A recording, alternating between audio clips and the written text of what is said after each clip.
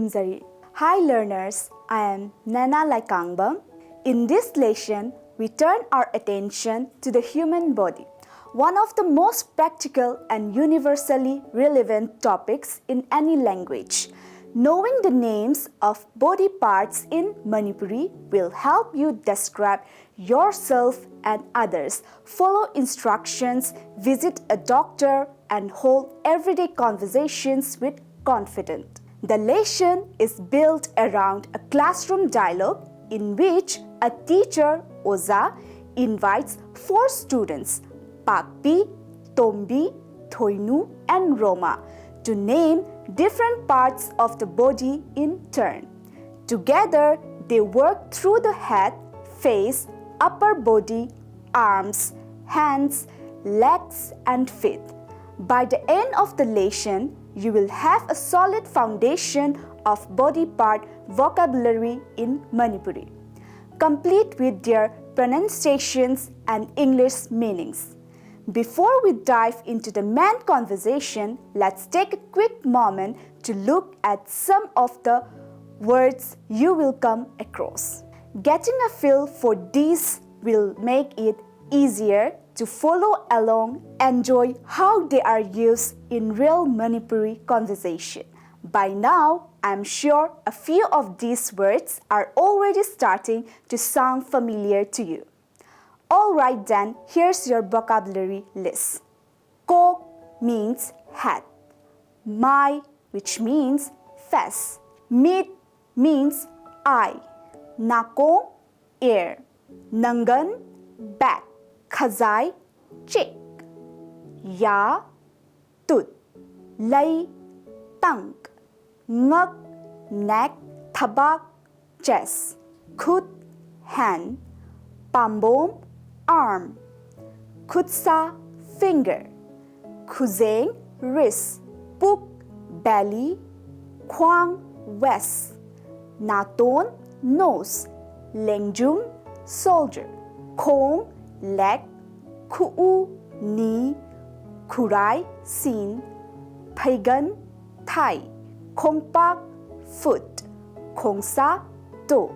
Now, let us move to the main dialogue titled Mioibagi Hakchang Kayat Singh, rendered as the human body parts. As I mentioned earlier, this classroom dialogue takes place between a teacher, Oza, and 4 students. Each student is asked to name different body parts in Manipuri. Main dialogue. Oza, Ngasidi Hakchang Kayat Singhi Maramda Tamsi. Teacher, today we are going to learn about body parts. Mahairoi Singh, Hoi Oza. Students, yes sir. Oza, Pakpi, Aikhoigi Hakchang Kayat Kharagi Maming Hairaku. Teacher, Pakpi, tell me the names of some of our body parts. Pakpi, Kok, Mai, Mit, Nakong. Pakpi, head, face, eye, ear. Oza, yamna phare phammo. Tombi, nang atopa kayat khara hairau. Teacher, well done. Sit down. Tombi, tell some more other parts. Tombi, naton, khazai, ya, lai, ngak. Tombi, nose, cheek, tooth, tongue, neck. Oza, Thoinu, nang amuk atopa kayat kharaga hayu. Teacher, Thoinu, you again name some more body parts. Thoinu, Thabak, Khut, Pambom, Khusa, Khuzeng. Thoinu, chest, hand, arm, finger, wrist. Oza, Roma, nang khongi saruk khara haigera. Teacher, Roma, could you name some parts of the leg? Roma, Khuu, Khurai, Phaigan, Khongpak, Khongsa. Roma, knee, seen, thigh, foot, toe. Oza, Khudimak loina phare, ngasigidi loshilasi. Teacher, everything is fine. Everyone, let us stop here for today. That brings us to the end of our conversation. As you listen carefully, Dear learners, you may have noticed how the parts of the human body from head to toe are named and pronounced in Manipuri. Let us now return to the dialogues and go through them once more. This time, paying closer attention to the individual words and expressions used. Doing so will help you see more clearly how these words function in real and everyday conversation. Let us begin with the first dialogue where the teacher opens the class by announcing the day's topic. Oza, ngasidi hakchang kayat singi maramda tamsi. Teacher, today let us learn about body parts. The sentence opens with ngasidi, a topicalized temporal adverb. The base form ngasi means today, and the topic marker D foregrounds it as the discourse topic, giving the sense of as for today. The noun phrase hakchang kayat singi maramda encodes the subject matter. Hakchang means body and kayat means part. The plural suffix sing marks multiplicity, yielding kayat sing, parts. The genitive marker gi then links the two nouns, producing hakchang kayat singi, of the body's part or of body parts. Finally, the postposition maramda functions as about, completing the phrase as about parts of the human body. The clause closes with the verb tamsi, built from the root tam, to learn, and the hortative or suggestive marker si, which invites collective participation. Best rendered as let us learn. Taken together, the full sentence conveys today let us learn about body parts of the human body. In the second dialogue, the students respond respectfully, setting a warm and attentive classroom tone. Mahairoi Singh, Hoi Oza. Students, yes sir. The students respond collectively with Hoi, a simple affirmative meaning yes, followed by Oza, the standard term of address for a teacher. Since the teacher in this context is male, Oza carries the equivalent weight of sir in English. The response is brief and respectful, functioning as a conventional classroom acknowledgement, so it is rendered in English, yes sir. In the third dialogue, the teacher addresses a student by name, Pakpi, and asks her to name some parts of the human body. Oza, Pakpi, Aikhoigi hakchang kayat kharagi maming hairaku. The word Aikhoigi is a first person plural possessive, meaning our, which here signals an inclusive reference to the human body in general rather than anything strictly personal. Hakchang means body, kayat means part, and kharagi conveys the sense of some or a few, indicating that the teacher is not expecting an exhaustive list. And the word maming means name. The verb hairaku is an imperative form meaning tell or say, making the full utterance a polite but direct instruction. As of mentioned in the earlier classes, hai means say or tell, and rak, an inceptive marker indicating the beginning of an event, and finally imperative marker u. Rendered in English, Pakpi, tell me the names of some of our body parts. In the fourth dialogue, Pakpi names some of our body parts. Pakpi, kok, mai, mit, nakong. pakpi, head, face, eye, ear. In the fifth dialogue, the teacher presses pakpi and then turns to Tombi, asking her to continue with more body parts. Oza, yamna phare, phammo, Tombi nang atopa kayat khara haigera. Teacher, well done, sit down. Tombi, can you name some more other parts? Here, the teacher's utterance consists of three distinct communicative acts.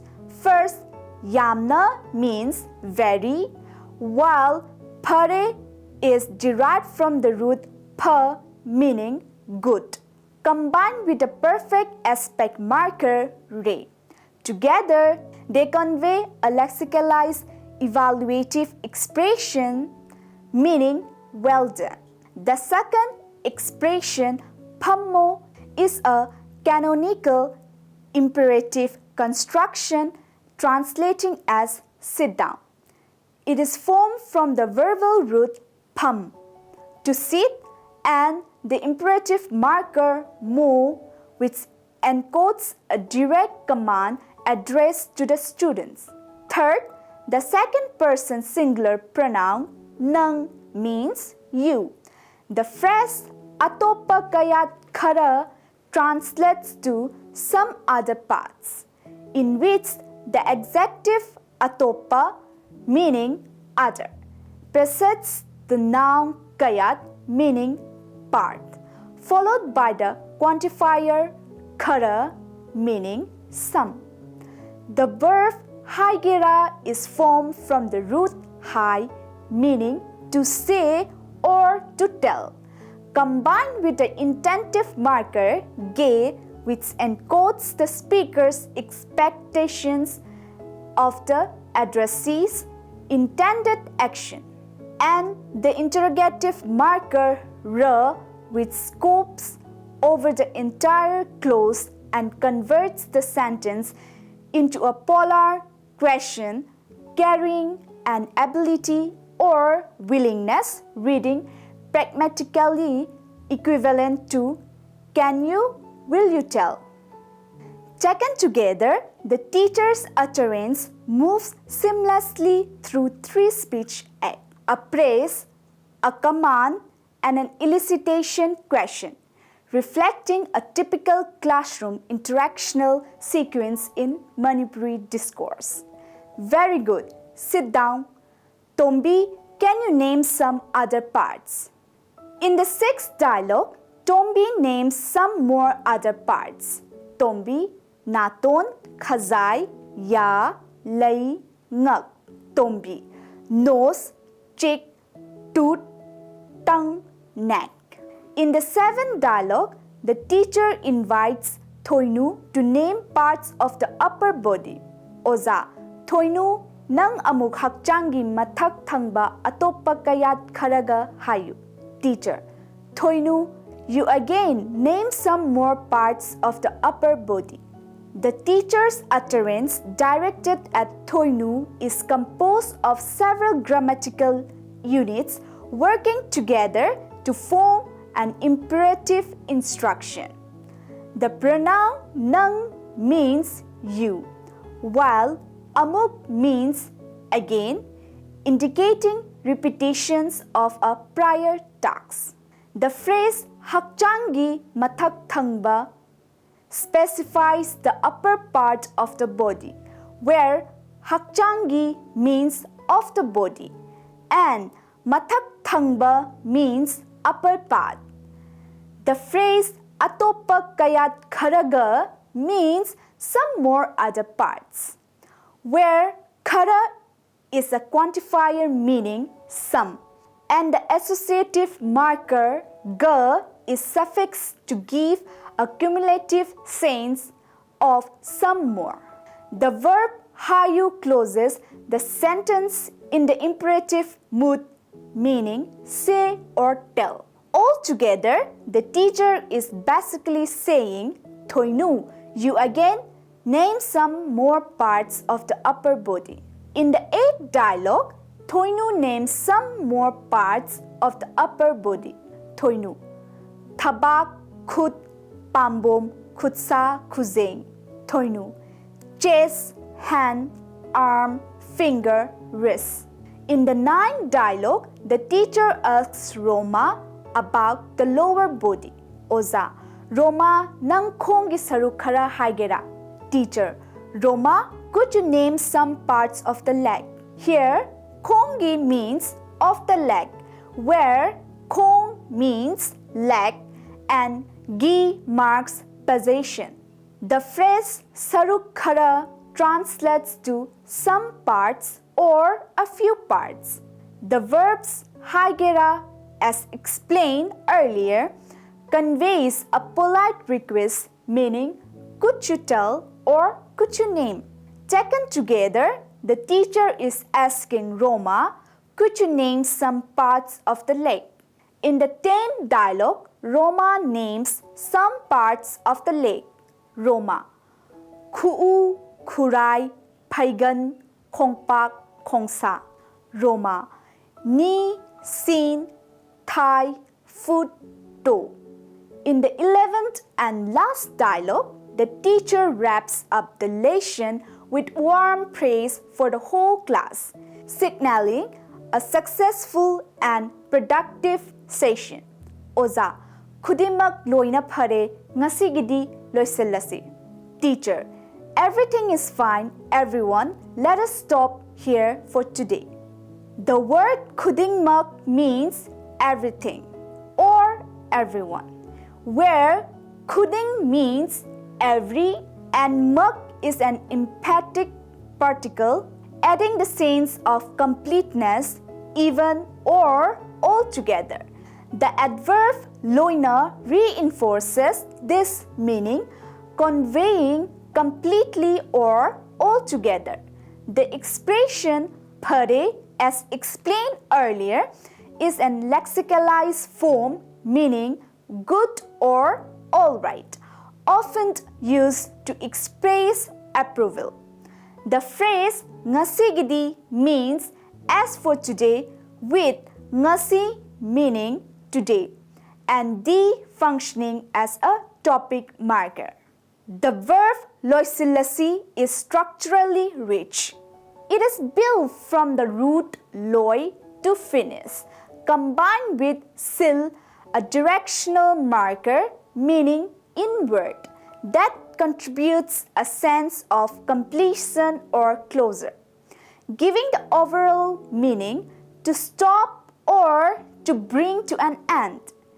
This is followed by the prospective marker la, which indicates that the action is about to occur.